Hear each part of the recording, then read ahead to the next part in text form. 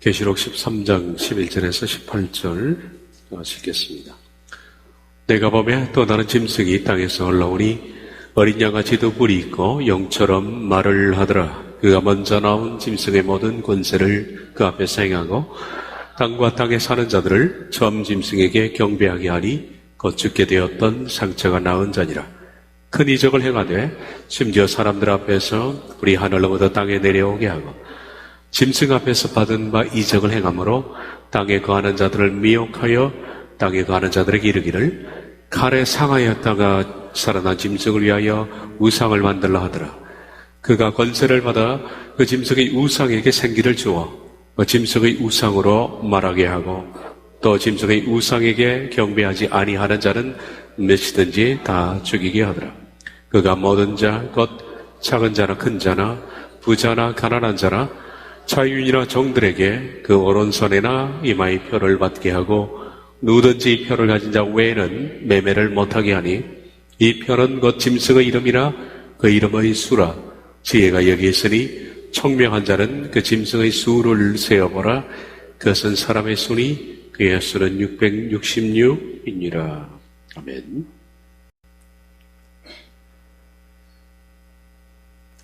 생채집이 문자냐 상징이냐 하는 견해차는 일치되기가 힘듭니다. 앞으로 몇 주 동안에 충분한 과학적 사실을 입증할 겁니다. 그런데 입증을 해도 그 사람들은 상징을 문자로 보는 것은 거의 기대가 안 됩니다. 왜냐하면 이 문제의 뿌리는 과학이 아니라 신학이라 그랬습니다. 상징으로 보자는 그 신학, 무천년 신학이 그 뿌리에 박혀있기 때문에 그렇게 과학적 근거를 제시해도 받아들이기가 힘이 들 것이다. 지난주 두 가지를 말씀했는데 짐승의 표가 상징이냐 문자냐. 분명히 성경에는 매매라고 쓰여있다. 팔고 사는 것. 팔거나 혹은 사거나 혹은 팔거나 이렇게 명시되어 있습니다.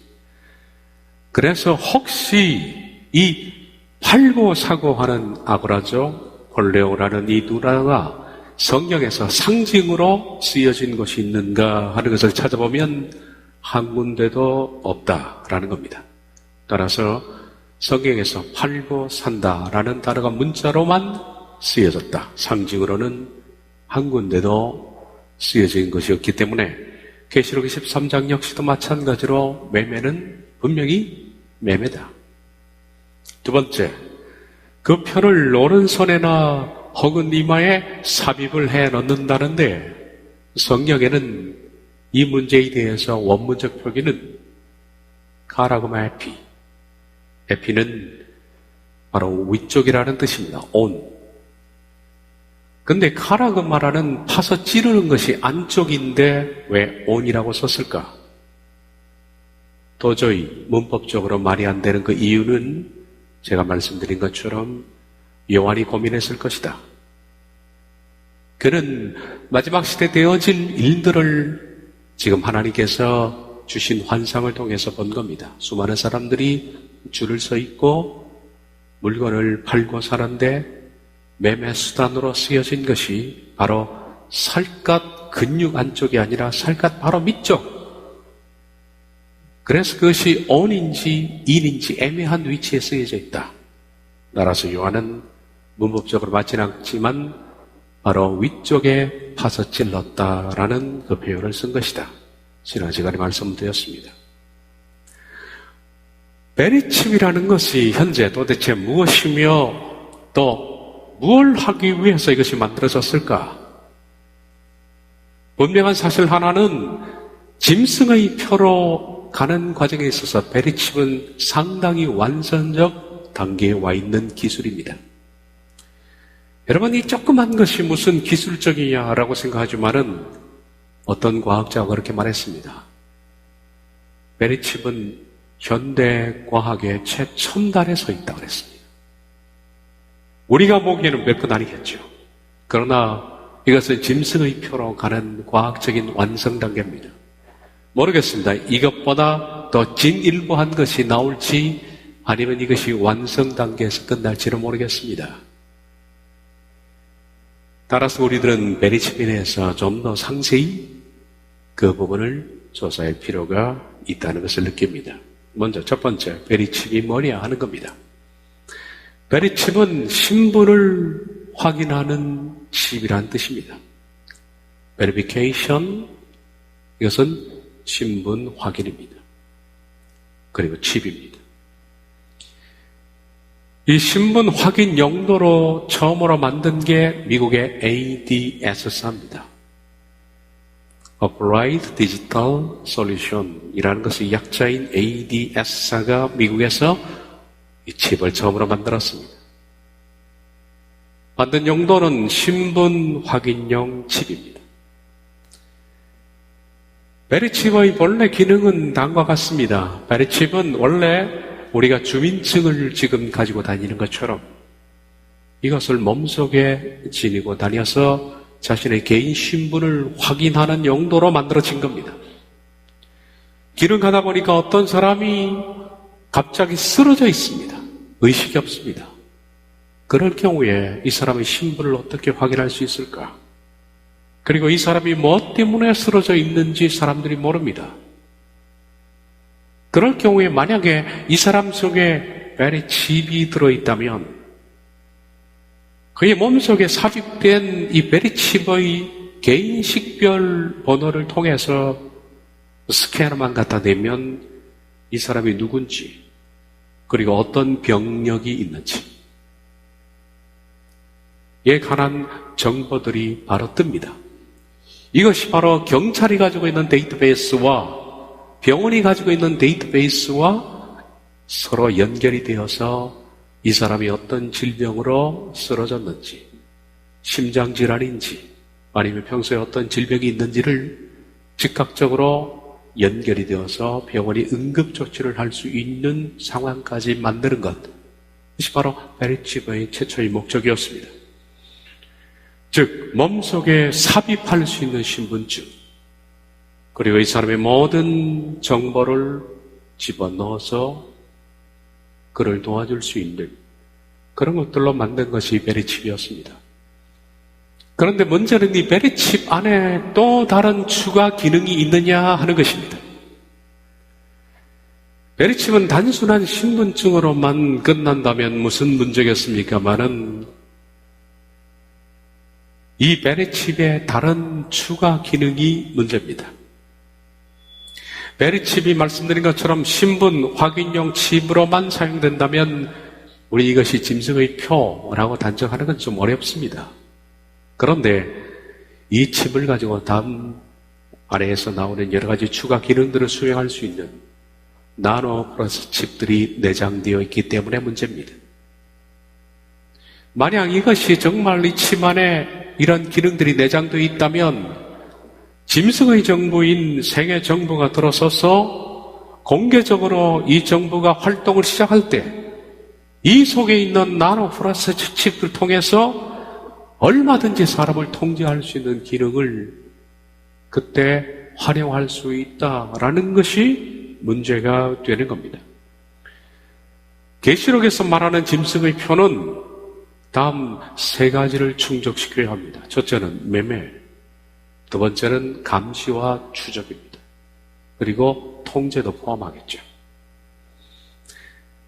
짐승의 표를 가지고 계시록 13장에는 매매를 해야 합니다. 그러니까 이것이 그 속에 신분뿐만 아니라 모든 은행의 데이터베이스가 들어있어야 하고 그리고 매매가 되어야 하는 그런 현금화되는 그것이 기능이 하나 되어야 되고 두 번째, 이걸 통해서 그 사람을 추적하고 감시하고 그리고 마지막에는 통제까지 할 수 있는 기능이 계시록이 말하는 짐승의 표입니다. 계시록 13장 17절을 보면 누구든지 이 표를 가진 자 외에는 매매를 못하게 하니 첫째는 매매 기능입니다. 그리고 두 번째 14장 11절 짐승과 그의 우상에게 경배하고 그 이름표를 받은 자는 누구든지 밤낮 쉼을 얻지 못하리라. 왜 이 칩을 받은 사람이 쉼을 얻지 못하느냐? 이것이 사람을 통제하기 때문입니다. 감시하기 때문이죠. 추적하기 때문입니다. 그래서 짐승의 표는 매매뿐만 아니라 감시, 추적, 통제의 기능까지를 갖추어야 합니다. 그런데 현재 나와 있는 베리칩은 이 세 가지 기능을 다 갖추고 있습니다. 그래서 이것을 짐승의 표라고 생각하는 생각들이 나오기 시작한 겁니다. 첫 번째, 매매 기능입니다. 그리고 두 번째는 이 베리칩 안에 GPS 기능이 있느냐. 이 문제에 대해서는 어떤 사람들은 있다, 없다라고 얘기하는데 왜 이런 논쟁이 나왔는지, 정말 있는 것인지 없는 것인지는 제가 따져보도록 하겠습니다. GPS 추적 기능. 그리고 세 번째, 마찬가지로 어떤 사람들은 이런 기능이 없다라고 말하는데 베리칩 가지고 사람을 마인드 컨트롤을 할 수 있는 기능을 갖췄다. 통제입니다. 통제 기능. 통제 기능을 갖췄다는 것은 이 안에 128개의 유전자 코드를 활용한 유전자 염색체, DNA나 RNA를 편집할 수 있는 가능성이 있다라는 것과 두 번째, 미세 전자파를 이용해서 마인드 컨트롤을 할 수 있다. 뇌파 지도를 이용해서 말입니다. 과연 이런 기능이 이 칩 안에 들어있을까? 이 세 번째는 우리가 좀 따져보아야 할 상황입니다. 얼마 전에도 제주도에서 한 성당에 중국인이 갑자기 난입해서 아무 이유도 없는데 칼로 성당 안에서 기도하고 있던 60대 여자를 마구 찔러 죽였습니다. 기억하시죠? 그 중국인을 잡았는데 중국인이 이런 말을 했습니다. 누가 내 머리에 칩을 박았다. 그리고 그가 나로 하여금 이 짓을 하게 했다라는 겁니다. 물론 신문에서는 그 사람이 미친 사람이다. 정신병력 경력이 있는 것 같다라고 해서 넘겨버렸지만은 이런 사람들 같은 그런 주장을 하는 사람들이 많이 있습니다. 누가 나의 머릿속에 칩을 받아서 나를 조종하고 있다라고 얘기를 지금도 현재는 많이 하고 있습니다. 만약에 칩을 박아서 그 사람의 생각을 컨트롤할 수 있다면 살인도 시키고 나쁜 일도 시키고 혹자들이 말하는 것처럼 미국에 있어서 갑자기 총기 난사 사건을 벌이고 자폭 테러하게 만들고 하는 그런 일들을 시키는 마인드 컨트롤의 기능이 이 칩 안에 탑재가 되어 있을까 하는 것은 미스테리입니다. 그런데 그건 좀 따져봐야 할 문제인 것 같습니다. 어쨌든 현재 베리칩은 확인되지는 않았지만 이 세 번째 기능 말입니다. 두 가지 기능은 거의 일반화됐습니다. 매매 기능과 GPS 기능. 그리고 세 번째 마인드 컨트롤 기능은 우리가 한번 따져봐야 할 사항이다라는 겁니다. 네 번째 문제의 핵심입니다. 그런데 베리칩을 개발한 ADS사는 이 GPS 추적 기능에 대해서 뭐라고 말하느냐? 그것이 중요합니다. 2004년도에 이 ADS사가 미국 FDA로부터 승인을 받았습니다. 승인을 받고 그 당시에 이 칩의 기능을 홍보하기 위해서, 그때는 사람들이 생소하니까 홍보하기 위해서 ADS사의 사장이었던 스캇 실버만이 나왔습니다. MBC에 출연해서 그는 이런 말을 했습니다. 납치된 유아를 찾기 위해서 이 칩은 GPS의 위치 추적 기능을 수행하는 PND, 다시 말하면 개인 위치 장치가 포함되어 있다라고 분명히 말했습니다. 스캇 실버만의 얘기입니다. 이것을 맡는 회사 사장이 홍보를 그렇게 했습니다. 그리고 그 뒤를 이어서 빌 클린턴 대통령의 재임 당시에 상공부 장관이었던 미네타가 베리칩을 개발한 ADS사에 미네타 인크루전이라는 자기의 계획서를 제안했는데 거기에는 유전자 코드 128개의 캐릭터를 개인 식별번호와 더불어서 베리칩에 넣어야 한다는 내용이 들어있습니다. 다시 말하면 GPS 기능은 스캇 실버만이라는 ADS 사장이 말했고, 그리고 유전자 코드를 집어넣어서 개인의 유전자를 편집할 수 있는 기능을 분명히 미네타가 실행하라고 언지를 줬다는 겁니다. 이 내용이 들어가 있습니다. 이러한 이후에 베리칩과 관련되어 있는 많은 주변 기술들이 대중에게 공개되기 시작하면서 베리칩에 감시와 통제 기능을 수행할 수 있는 다양한 나노 프로세서들이 탑재되어 있다는 주장들이 힘을 얻어가기 시작했습니다. 이것이 2004년도 무렵이었습니다. 그때는 이 기술들이 처음에는 오픈이 되어 있었습니다. 이러한 주장은 억측이 아닙니다. 그리고 과연 우리가 이 칩 안에 이런 GPS 위치 추적뿐만 아니라 사람 속에 있는 DNA나 RNA를 편집할 수 있는 그런 기능까지도 갖춰져 있는 사람의 통제를 말입니다. 할 수 있는 기능까지도 갖춰져 있을까? 이런 것들은 우리가 조금 뒤에 소개하겠습니다마는 리버스 엔지니어링 분석 기법이라는 것이 있습니다. 역추적 분석 기법인데 이걸 통해서 합리적인 그 근거를 제시할 것입니다. 그런데 문제는 이런 주장들이 제기되기 시작했습니다. 혹시 그것이 사람을 통제하거나 사람을 감시하거나 그런 용도로 쓰이는 것이 아니냐? 그리고 많은 사람들이 혹시 그것이 짐승의 표가 아니냐? 이런 주장이 제기되자 개발사였던 ADS사가 갑자기 말을 바꾸기 시작했다. 좀 전에는 말씀드렸죠. 스캇 실버만이 처음 나와서 잃어버린 아이들을 위치 추적해서 찾을 수 있다라고 했던 GPS 기능이 있다는 얘기를 했지만 말을 바꿔버렸습니다. 문제는 대부분의 사람들은 베리칩에 대해서 잘 모르기 때문입니다. 그는 베리칩 안에는 GPS 기능이 없다라고 말을 바꿨습니다. 처음에는 있다 그러다가 없다. 여러분 뭐가 옳을까요?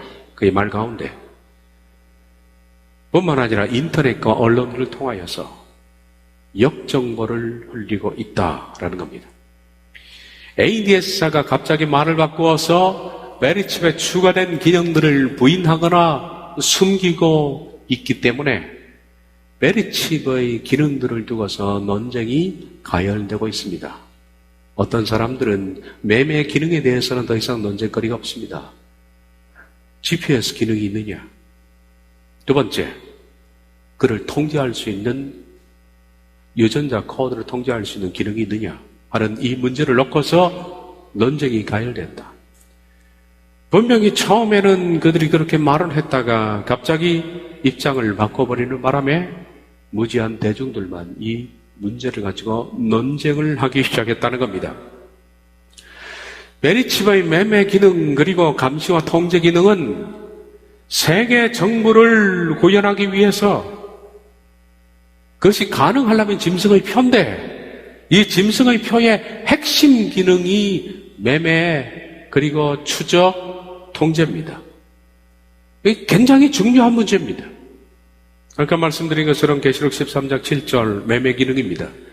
누구든지 표를 가진 자 외에는 매매를 못하게 하니. 두 번째, 통제와 감시입니다. 추적입니다. 짐승과 그의 우상에게 경배하고 그의 이름 표를 받는 자는 누구든지 밤낮 쉼을 얻지 못하리라. 추적, 통제입니다. 그리고 이 표를 받게 되면 만약에 이것이 정말 베리칩과 같은 유사 형태의 칩이라면 이 표를 받는 사람은 전부 지옥불입니다. 계시록 14장 9절 하반절 10절 만일 누구든지 짐승과 이 우상에게 경배하고 이 마에나 손에 표를 받으면 그도 하나님의 진노의 포도주를 마시리니 그 진노의 잔에 섞인 것이 없이 부은 포도주라. 거룩한 천사들 앞과 어린 양 앞에서 불과 유황으로 고난을 받으리. 성경은 분명히 이 짐승의 표를 받는 자들은 당연코 불과 유황의 고난을 받는다라고 명시되어 있습니다. 그런데 문제는 이 짐승의 표의 실체에 대해서 사람들의 해석이 분분합니다. 어떤 사람은 분명히 이것은 상징이다라고 말하고 어떤 사람은 문자라고 합니다. 문자를 그대로 믿는 사람들 가운데서도 혹자는 이것은 매매 기능만 있고 GPS나 통제나 감시 기능이 없기 때문에 베리칩은 그리 위험한 것은 아니다. 그리고 무시하는 경향을 띈 사람도 있습니다. 이런 가운데에서 교인들은 혼동 속에 있다. 상징이다 그랬다가 어떤 사람 문자다 그랬다가 문자 가운데서도 그냥 무시할 정도다 라고 말하는 사람들 때문에 혼동을 겪게 되고 이런 혼란은 곧 잘못하면 교인들로 하여금 유황불에 떨어지게 만들 수가 있다는 얘기입니다. 보통 문제는 아니죠. 베리칩의 추가 기능들이 은폐되었습니다. ADS사가 은폐함으로 말미암아 짐승의 표에 대한 논란은 그 뒤에 점차 왜곡된 방향으로 전개되어 가고 있습니다. 지금 현재 사이트에도 꽤나 전자공학에 학식 있는 사람들이 나와서 하는 얘기들도 굉장히 혼동 속에 그들이 있다는 사실을 발견하기 할 수가 있습니다. 즉 짐승의 표를 상징으로 해석하여 수많은 영혼들을 사탄에게 내어주는 어이없는 상황이 눈앞에 펼쳐지고 있고 어떤 사람은 베리칩을 문자로 받아들이되 그것을 다소 무시하는 경향이 늘어가고 있는 것은 사실입니다. 이런 논쟁은 말씀드린 것처럼 상징이냐 문자냐 하는 논쟁은 결코 일치되지 않다가 마지막 종착역에 이를 것이다. 마지막 종착역은 계시록 16장 2절입니다. 그때 되면 이 논쟁은 끝납니다. 계시록 16장 2절은 첫째 천사가 가서 그 대접을 땅에 쏟음에 짐승의 표를 받은 사람들과 그 우상에게 경배하는 자들에게 악하고 독한 종기가 나더라. 계시록 16장 2절에 가면 짐승의 표를 받은 사람들은 악하고 독한 종기가 몸에서 나는데 그때에 가면 바로 짐승의 표 때문에 그랬다. 짐승의 표가 문자다라는 사실이 입증이 될 겁니다. 이것이 종착역입니다. 하지만 불행하게도 이 시점은 환란기 가운데 후 3년 반 중에서도 후반입니다. 이때는 이미 공중 들림이 발생했고 나머지 사람들만 남아있는 때여서 그때 짐승의 표에 대해서 확실한 증거가 그때 나온다 한들 이미 때는 늦었습니다. 무슨 의미가 있겠느냐 하는 겁니다. 다섯 번째, 베리칩의 구조와 기능에 대한 적그리스도의 세력의 주장입니다. 첫 번째, 베리칩의 구조는 우리가 흔히 많이 봤지만 이렇게 생겼습니다.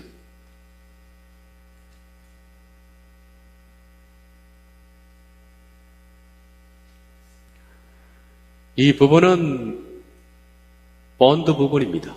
덮여있는 캡말입니다. 그래서 사람의 살갗 속으로 들어가면 이 살갗과 이것이 본드로 붙는 겁니다. 만약에 붙여놓지 않으면 이 칩이 어떻게 되겠습니까? 돌아다니겠죠. 온몸을. 그렇기 때문에 살갗에 붙어있도록 이 부분은 녹는 부분인데 본딩 부분입니다. 그리고 이 안에 있는 코일이 감겨져 있는 부분이 안테나 부분입니다. 그리고 이것이 ID 칩, 자기의 신분을 확인할 수 있는 ID 칩이 이 안에 들어있습니다. 우리가 보이는 것은 이거 외에는 없습니다. 그런데 또 다른 기능들이 이 속에 있느냐 없느냐 하는 문제입니다. 어쨌든 베리칩의 구도는 우리가 이 구조만 봐가지고 외형만 봐가지고는 이 미스테리를 다 풀 수는 없습니다. 맨 밑에 있는 개인 식별번호 ID 칩입니다. 이 롬에 저장된 개인 식별번호 128비트를 AM 변조 방식으로 연속적으로 송출합니다. 그러니까 위에 있는 이 부분이 라디오 AM 방식으로 해서 연속적으로 이 속에 있는 정보를 송출하게 되어 있다. 그런데 공교롭게도 이 개인 식별 번호인 128비트는 인터넷 프로토콜 주소 비트와 일치합니다. 다시 말하면 메리칩과 인터넷은 접속이 가능하게끔 만들어진 것이다.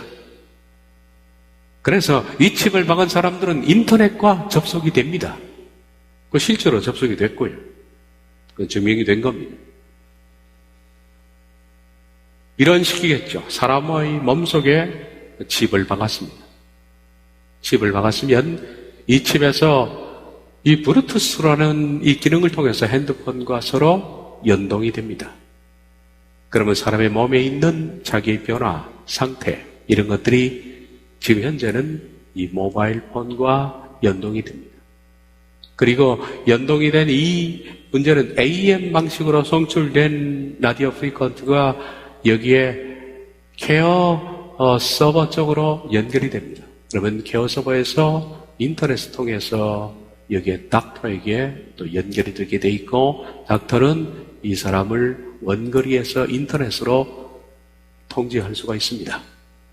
혈압도 통제할 수 있고 당뇨도 통제할 수 있고 이렇게 할 수가 있다는 얘기입니다. 이 속에는 안테나가 있는데 아까 말했던 코일을 감은 안테나입니다. 이 안테나는 전형적인 AM 코일입니다. 이 안테나의 주파수는 134kHz. 개인 식별번호 128비트를 AM으로 변조한 송출칩의 신호는 이 안테나를 통해서 밖에 있는 리더기에게 서로 송출이 됩니다. 리더기만 있으면 이 사람의 정보를 다 읽을 수가 있다는 겁니다. 그리고 아까 본 것처럼 이 안테나가 많은 코일로 감겨져 있는데 그 이유는 전류를 일정하게 공급해주는 역할을 하기 위해서. 그런데 문제는 뭐냐면 이 칩 안에 전류를 생산해낼 수 있는 기능이 있느냐 없느냐 하는 것이 문제입니다. 전류는 어디서 나오느냐? 만약에 전류 생산이 안 된다 그러면 이것은 그냥 전류가 생산되는 곳에 가서 붙여야만 칩을 읽을 수가 있는 거죠. 그런데 이 속에 자가로 전류가 충전되고 만들어지는 기능을 가지고 있다면 이 칩은 가서 붙이지 않더라도 혼자 충전이 되어서 어떤 정보를 송출하고 정보를 받는 기능을 할 수가 있다는 얘기입니다. 이것이 크게 문제가 됐습니다. 그래서 메리칩의 종류는 두 가지가 있습니다. 하나는 능동형 RFID가 있고 두 번째는 수동형 RFID 칩이 있습니다. 수동형이라는 것은 말씀드린 것처럼 그 속에 배터리가 없는 겁니다. 배터리가 칩 내부에 존재하지 않고, 아까 우리 그림을 봤습니다만은 그림 안쪽에 배터리가 있는지 없는지는 우리가 모릅니다. 그리고 현재 과학은 너무 작기 때문에, 조그만하기 때문에 우리 눈으로, 육안으로 확인하기가 힘들죠. 이 배터리가 칩 내부에 존재하지 않는 이것이 수동형 RFID인데, 그렇다면 이 칩을 막은 사람은 외부에 있는 어떤 기기에 갖다 대서 그 속에 있는 정보가 송출되는 겁니다. 그런데 능동형 RFID가 있는데 능동형 칩은 칩 내부에 배터리가 내장되어 있습니다. 따라서 내장된 배터리에서 자동적으로 전류를 생산해내서 멀리서 혼자 정보를 송출하고 정보를 받아올 수 있는 그런 기능을 할 수 있도록 만들어진 것이 RFID 칩입니다. 그런데 만약에 말씀드린 것처럼 메리칩이 짐승의 표로 가는 완성 단계라면 짐승의 표는 어떤 역할을 해야 되죠? 매매, 그리고 위치 추적, 통제, 감시 이런 역할을 해야 되는데 메리칩 안에 내장되어 있는 배터리가 수동형이라면 추적이나 통제, 감시는 불가능합니다. 왜냐하면 그 사람은 일일이 다 불러가지고 내장형 배터리가 아니니까 그 사람을 갖다 대야 되고 그리고 조사해야만 추적되는데 그것이 어떻게 추적이 가능하겠습니까? 그 사람을 돌아다니는 사람을 어떻게 추적하냐? 추적이 되려면 그 사람 속에 있는 칩 안에 능동형 RFID 칩, 곧 배터리가 내장된 그런 칩이 되어야만 멀리서도 그 사람의 추적을 가능하게 하고 그 사람을 통제할 수 있기 때문에 수동형 칩을 가지고 있다라고 한다면 이건 추적의 기능이 불가능한 얘기다라는 겁니다. 따라서 이 문제에 대해서 사람들은 현재 뭐라고 말하냐면 능동형 RFID 칩은 그 존재를 인정하지 않습니다. 지금 현재 과학적으로 나와 있는 메리칩은 전부 수동형이다라고 말하는 겁니다. 능동형은 아니다. 어떻게 그 조그마한 것 안에 배터리가 들어있을 수 있느냐? 음모론. 따라서 음모론. 능동형 RFID를 주장하는 사람들 가리켜서 음모론자라고 치부를 해버렸습니다. 그런데 앞서 제가 말씀드린 것처럼 ADSI 사장이 어떻을까 실버맨이 처음 나와서 GPS 기능이 가능하다. 잃어버린 아이들을 GPS 속에서 찾을 수 있다라고 했던 얘기는 능동형 RFID라는 얘기입니다. 수동형이라면 그 사람을, 그 아이를 찾는 것이 무슨 문제가 되겠습니까? 이미 발견된 거죠. 그렇게 해서 이 수동형 RFID는 한마디로 말해서 멍텅구리 칩이 되는 겁니다. 칩은 있을 때 위치 추적과 통제가 되지 않으니까 멍텅구리가 된 거죠. 능동형을 부정하는 이유는 그 조그마한 칩 안에 자가 충전되는 배터리가 들어갈 수 있을 만큼 과학적 기술이 아직 만들어지지 않았다는 문제가 있는 겁니다. 이 부분에 대해서는 제작자는 내장 배터리의 존재를 부인하고 있습니다. 그 안에 배터리가 없다. 다시 말해 수동형이라는 얘기입니다. 처음에는 그렇게 말하지 않았는데 따라서 그들은 메리칩이 짐승의 표라는 것은 음모론이다 라는 데 동조를 하고 있다. 그런데 문제는 그 결론을 따르는 사람이 많다는 겁니다. 메리칩은 그 속에 배터리가 없다. 이걸 따르는 사람이 많습니다. 정말 칩 안에 배터리가 있다고 주장하는 사람들이 음모론자일까요? 아니면 그들이 음모론을 은폐하게 한 음모론을 만든 자일까? 그것은 우리가 좀 더 알아봐야 할 문제이다. 심지어 메리칩의 배터리 부분의 개발에 참여했던 칼 샌더슨이라는 사람이, 턱수염을 기른 사람이 오래전에 나와서 자기는 30년 동안에 메리칩 안에 들어갈 이 배터리를 연구했다라고 했던 칼 샌더슨을 미친 사람이라고 호도를 했습니다. 그래서 그 사람은 아예 지워버렸습니다. 그리고 많은 사람들이 이걸 미친 사람으로 생각을 했습니다. 그런데 그 미친 사람은 분명히 말했습니다. 이 안에 배터리가 있다. 그 문제는 아주 오랫동안의 논쟁이 됐을 겁니다. 제작사 ADS의 말에, 그 발표에 충실한 사람들은 메리칩을 수동형 RFID, 이건 멍텅구리 칩인데 이걸로 생각할 수밖에 없다. 따라서 멍텅구리로 보면 이 칩은 위치 추적도 안 되고 통제나 감시도 안 됩니다. 단지 매매 기능은 됩니다. 그러니 별것 아니다라는 것에 인식을 같이 하게 돼 있다. 수동형은 외부에서 시그널을 줘야만 작동합니다. 스캐너를 통해서 은행 데이터베이스, 공공기관 데이터베이스, 병원 데이터베이스, 네트워크에 접속되어서 업무 처리에 필요한 개인 식별 번호만을 제공하며 감시와 통제를 위한 기능들은 전혀 수행할 수 없다라고 결론을 내립니다.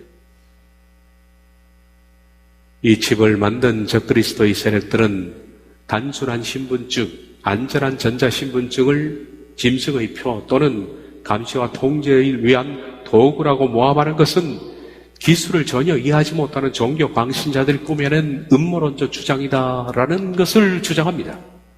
그러니까 이 베리칩을 가지고 사람을 통제하느니 감시하느니 하는 것은 광신자들이 만들어낸 음모론이다라고 얘기합니다.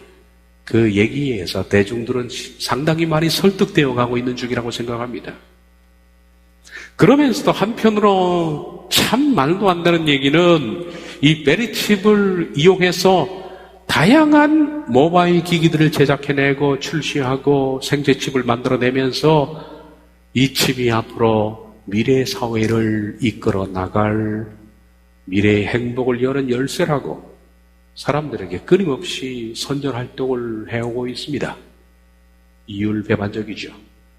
베리칩을 가지고 멀리에서 회사에서 아이디 카드가 아닌 그냥 손만 갖다 대면 문이 자동적으로 열리는 기본적인 거죠. 그런 것들은 이 속에 내장 배터리가 없으면 불가능합니다.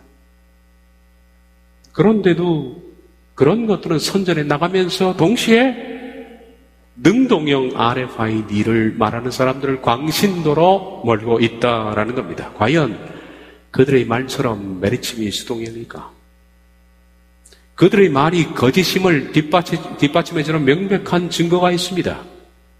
그것은 삼성전자가 만든 S-Health라는 생체칩 그리고 운영 시스템이 미국 FDA에서 승인을 받았는데 그 승인서에 기록된 내용들 때문입니다. 미국 FDA는 2013년 12월 4일 이 생체칩을 사람의 몸속에 박을 수 있는 클래스2 디바이스로 인정을 해줬습니다. 이 승인서의 내용을 보면 이 생체칩 안에 송신과 수신 기능을 할 수 있는 것이 들어있다라고 명시가 되어 있는 거예요. 송신과 수신 기능이 되려면 그 속에 배터리가 내장되어 있다는 말과 동일한데 이 승인서 안에는 송신, 수신이 가능하다라고 되어 있는 겁니다.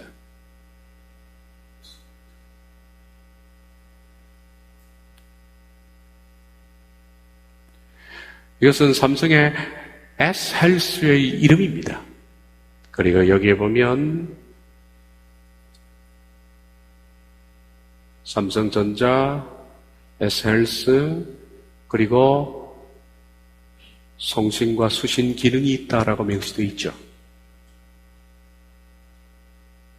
따라서 삼성전자가 미국 FDA에 수출한 생체칩 안에는 자가로 송신할 수 있고 수신할 수 있는 기능이 있는 배터리가 내장되어 있다는 것을 증명을 한 겁니다. 연속적으로 변하는 생체 데이터, 몸속에 자꾸 몸이 변하잖아요. 이 데이터를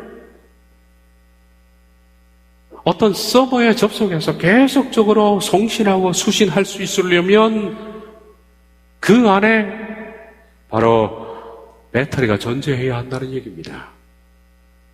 따라서 능동형 RFID라는 얘기죠. 수동형이 아니라 능동형 칩이어야만 생체 데이터를 안전하게 송수신할 수 있다는 상계의 설명을 그대로 입증해 주듯 승인서 안에는 송수신에 대한 사항이 명백하게 기록이 되어 있는 것을 여러분이 보셨습니다.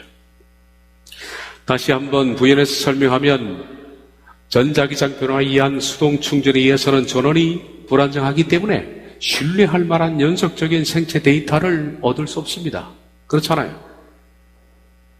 배터리가 충전될 수 있는 곳에 가서 갖다 대어야만 이것이 작동하고 떨어지면 작동이 안 된다면 내 속에 있는 생체 데이터를 어떻게 송신하고 수신할 수 있느냐.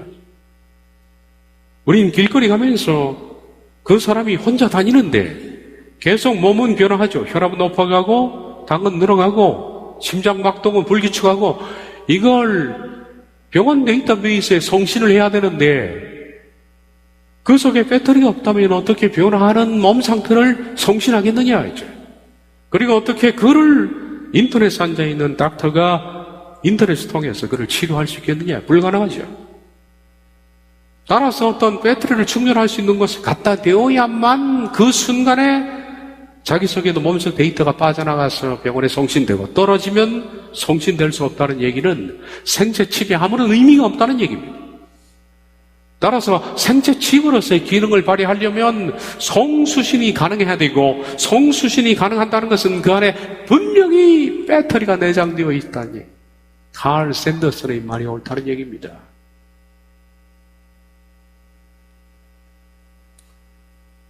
결론적으로 삼성전자의 S-헬스 생체칩의 기능과 생체칩은 이 데이터 기능의 수집 그리고 송수신을 가능케 하는 배터리가 들어있다는 겁니다.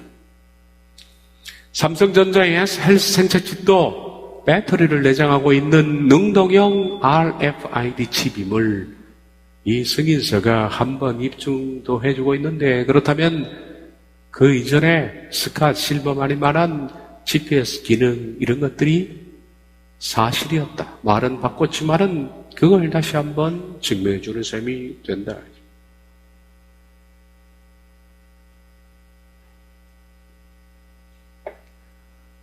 머리가 복잡합니까? 베리칩의 감시와 통제의 기능을 입증하는 리버스 엔지니어링 기법이 있습니다. 과연 그렇다면 이 베리칩이 수동형 RFID고 그들이 주장하는 것처럼 갖다 대야만 작동하는 말입니다. 그렇다면 배터리가 그 안에 없고, 또한 128비트 개인 식별번호 메모리 칩과 송출 외에는 다른 기능을 하지 못하는 멍텅구리 칩이 맞느냐? 그들의 주장대로. 과연 그럴까? 앞에서 봤던 사진을 다시 한번 봅니다만은 이 사진으로서는 도무지 밝힐 수가 없습니다. 이 사진을 봐가지고는 눈에도 안 보이는 배터리 기능이 이 안에 있는지 그걸 확인하는 것은 불가능하다.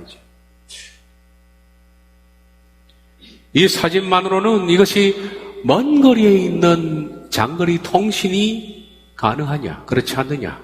통신 기능은 분명히 안테나가 붙어 있어서 송출은 할 수 있는데 늘 변화하는 것을 송출하는, 그 속에 있는, 우리 속에 있는 모든 변화를 계속 지속적으로 송출하고 그리고 지속적으로 우리를 감시할 수 있는 그런 기능을 하려면 배터리가 있어야 되는데 이 그림을 봐가지고는 알 수가 없다. 즉 GPS 트래킹이나 마인드 컨트롤에 대한 설명이 이것 가지고는 불가능합니다. 밝힐 수가 없습니다. 그래서 전자공학을 조금이라도 공부한 사람들은 ADS사가 제공하는 기술 표준을 토대로 베리칩의 GPS 추적 기능이나 마인드 컨트롤 기능이 있다는 주장을 음모론이다. 이 속에 뭐가 있느냐? 이 속에 무슨 배터리가 있느냐? 이것이 무슨 유전자 코드를 변화할 수 있느냐? 편집할 수 있느냐? 그는 음모론이다 라고 전자공학을 배운 사람들은 그렇게 말하는 사람이 많습니다. 그들의 얘기는 ADS사에서 발표했던 얘기와 똑같은 얘기입니다.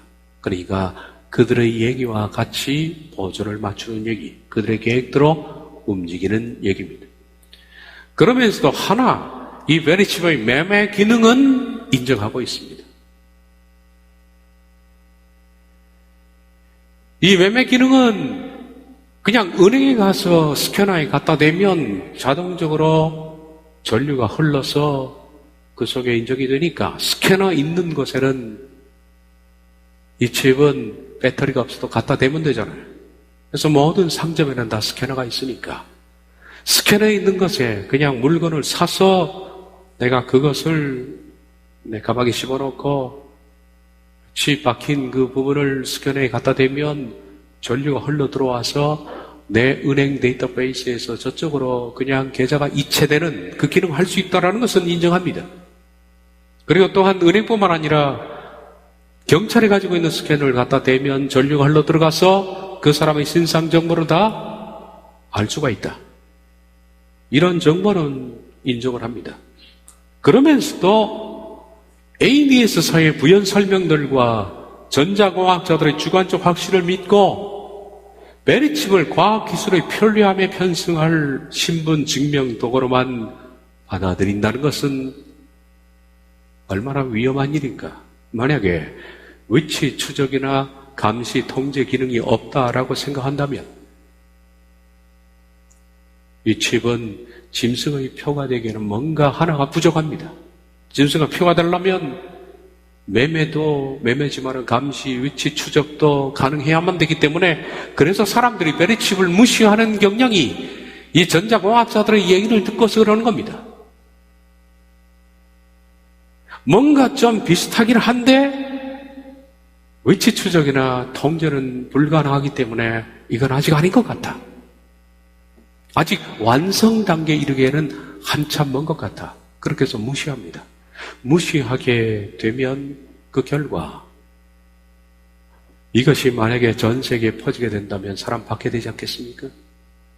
아니기 때문에. 그런데 만약에 무시했던 그것이 이 속에 진짜 있다면, 진짜 배터리가 있다면, GPS 기능이 있다면 무시한 그것이 지옥으로 보낸다는 겁니다. 그러나 이것이 간단한 문제가 아닙니다. 절대.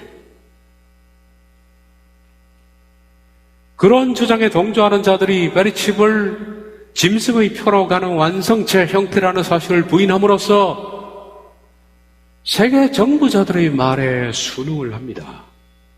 그렇다면 제작사인 ADS와 이 회사 부연 설명에 동조하는 전자공학자들의 주장이 거짓이다. 실제로 그 안에는 GPS 기능이 있고 감시 통제가 있으며 이를 가능케 하는 배터리가 있다라는 것을 어떻게 우리가 입증할 수 있겠습니까? 뭘 통해서? 중요한 것은 입증되어야 한다는 겁니다. 앞서 말씀드린 것처럼 ADS사가 베리칩을 홍보하는 초기에는 GPS 기능을 말했습니다. 그런데 그 뒤에 지금까지 베리칩의 추가 기능들을 전면 부인합니다. GPS도 안 된다. 그리고 감시 통제도 안 된다라는 것을 전면 부인하고 있고, 그리고 또한 그렇다면 너희들이 만든 기술의 세부도를 좀 보여달라라고 말하면 이것은 회사 기밀이기 때문에 공개할 수 없다라고 해서 그 도면을 공개하지 않습니다. 따라서 기술 스펙상으로서는 베리칩의 추가 기능을 입증하는 것은 현재로 불가능합니다. 만든 사람들이 어떻게 만드는지 회로도를 오픈하지 않는데 어떻게 우리가 알 수가 있겠느냐. 그런데 그것을 다른 방법으로 입증할 수 있는 방법이 있다. 이것이 바로 리버스 엔지니어링 기법입니다. 역추적 기능입니다.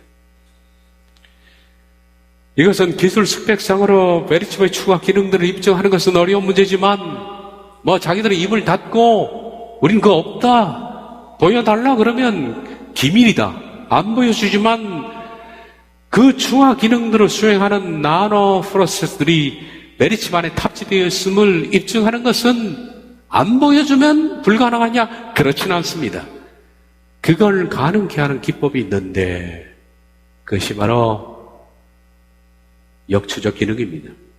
베리칩 또는 바이오칩의 응용 분야를 검토해서 이들이 다시 말하면 베리칩과 바이오칩이 지금 현재 어떻게 쓰여지고 있느냐, 어떻게 사용되고 있느냐, 어느 부분에 쓰여지고 있느냐 하는 것을 검토하고 그리고 사용되어 있는 것을 그 기능을 역추적해서 들어가는, 다시 말하면 회로도는 없어도 지금 쓰여지고 있는 그 기능 사용도를 역추적해서 들어가면 볼 수 없는 회로도를 만들어낼 수가 있는 겁니다.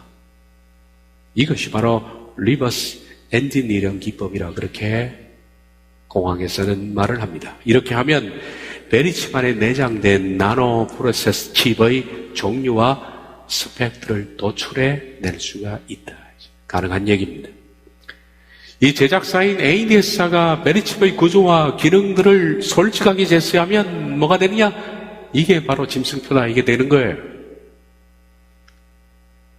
그걸 다 오픈해서 열어버리면 매매도 되지요. 위치 추적도 되지요. 감시와 통제가 되지요. 사람이 머리를 마음대로 들어가서 머릿속에는 생각까지도 완전히 바꿀 수가 있는 겁니다. 이 칩 하나가. 우리가 그런 영화도 봤지 않습니까? 영화에 보면 외부에 선을 꺼주면 그 사람의 머릿속에 들어가서 완전히 그 사람의 생각을 정리해버리는 겁니다. 이것이 공개되면 이 칩이 곧 짐승의 표가 됩니다.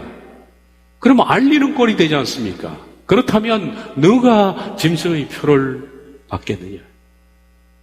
기독인들을 속여서 이 칩을 받도록 유도하다가 끝까지 거부하는 사람들을 제거하려고 계획하고 있는 적그리스도의 세력들이 지금 현재 메리칩의 추가 기능을 숨기려고 최선을 다하는 것은 너무나 당연한 일 아니겠습니까? 지금은 숨겨야 합니다.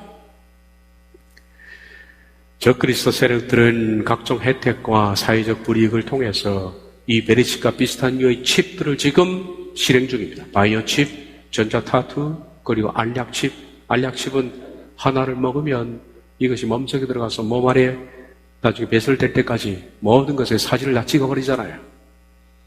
그래서 이제는 내시경 이런 거 할 필요 없습니다. 그리고 혈관 속에 집어넣으면 혈관을 타고 우리 몸을 돌아다니면서 우리 몸에 있는 혈관, 그리고 피, 그리고 콜레스테롤, 그리고 어떤 이상한 문제들 다 점검을 합니다. 그리고 그 가운데는 우리 몸을 죽이는 악한 세균들이 있으면 그 알약칩이 가서 직접 죽이기도 하고요.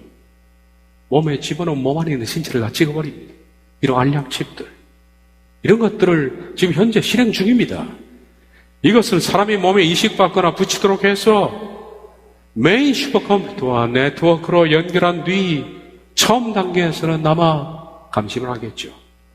그러다가 적그리스도가 본격적으로 활동하는 시점이 되면 이 칩 사용하지 않다가 처음에는 이 기능을 사용하지 GPS 기능이라든지 감시 통제, 이것은 꺼놓은 상태로 있다가 사람들이 메리칩은 매매 기능만 있다. 사람들은 매매 기능이 있으니까 어떻게 됩니까? 이건 짐승의 표가 아니다. 기독인들도 말하기를 앞으로 짐승의 기능을 가진 진짜 표가 나올 것이다. 이건 아니니까 받아도 된다라고 안심시켜서 많은 그리스도인들이 받게 되면 짐승의 정보가 완성된다. 그 기능을 복원시키면 영락없이 그 사람 뭐가 되죠? 기독인들이 컨트롤이 되는 겁니다. 추적이 되고 통제가 되는 겁니다. 이제 속았구나 라고 깨달아도 이미 늦었다.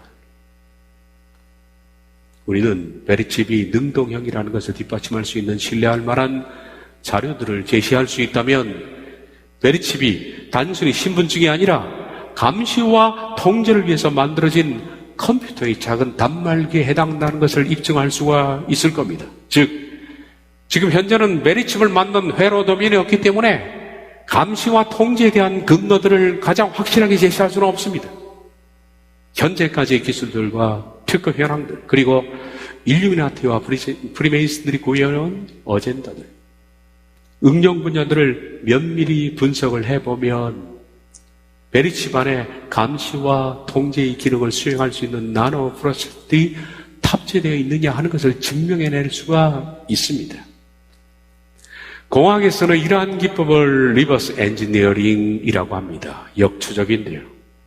리버스 엔지니어링이란 칩에 대한 회로도가 존재하지 않을 경우, 회로도를 못 볼 경우 칩이 사용되는 분야, 이런 것들이 실제 예를 통해서 역으로 추적을 해나가면 회로도를 그릴 수 있는데, 그것이 바로 역추적 기능입니다.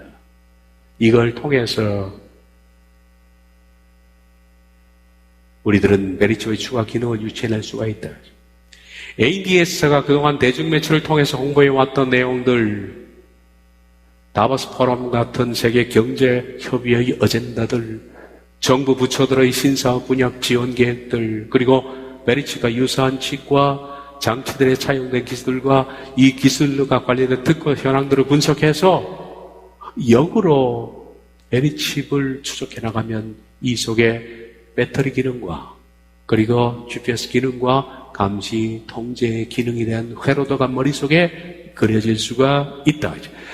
실제로 리버스 엔지니어링 기법을 통해서 삼성전자가 핸드폰을 바로 소니와 히다치, 노키아 그리고 아이폰 수준으로 따라오른 겁니다. 여러분, 이게 삼성전자가 소니와 히타치 반도체를 리버스 엔지니어링해서 삼성 반도체를 육성했습니다. 거꾸로 해서 베낀 겁니다.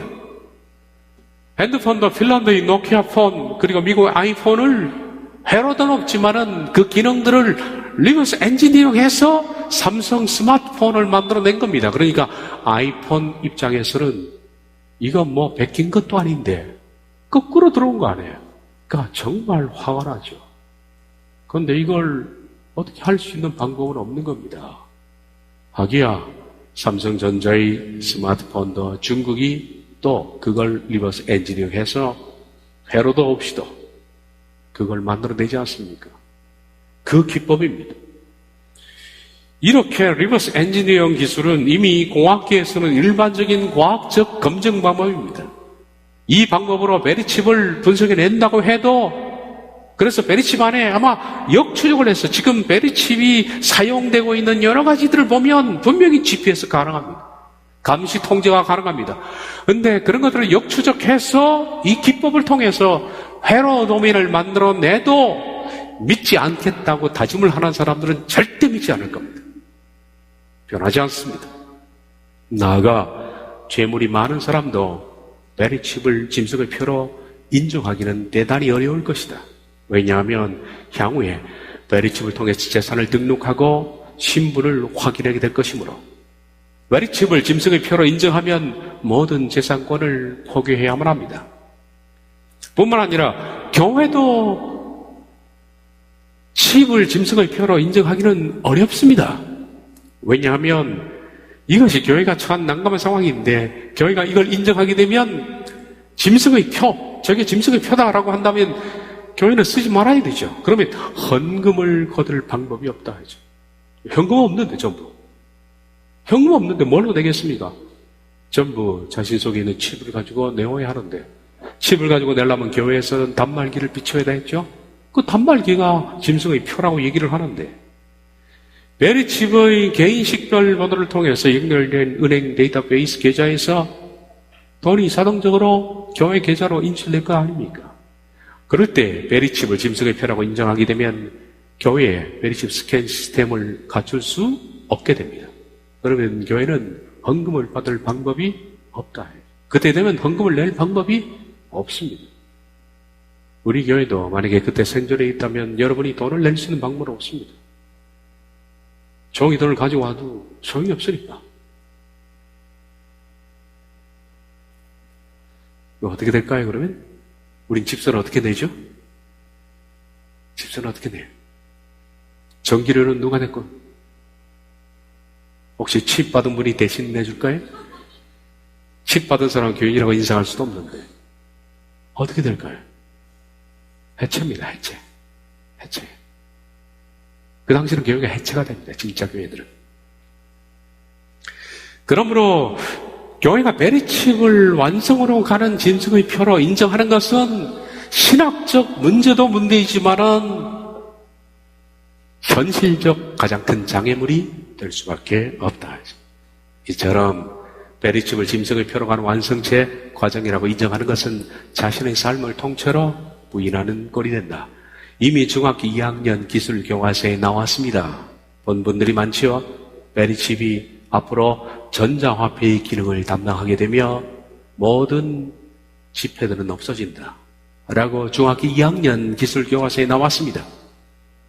그때가 온다면 앞으로 이 칩이 없이는 교회가 헌금도 받을 수 없고, 여러분들이 이 칩 없으면 물건도 살 수 없고 팔 수도 없고 할 텐데, 지금 교회가 그것을 인정하겠습니까? 인정한다면 그 시대 교회가 없다라는 것이 되는데, 교회가 인정하기 힘들겠죠.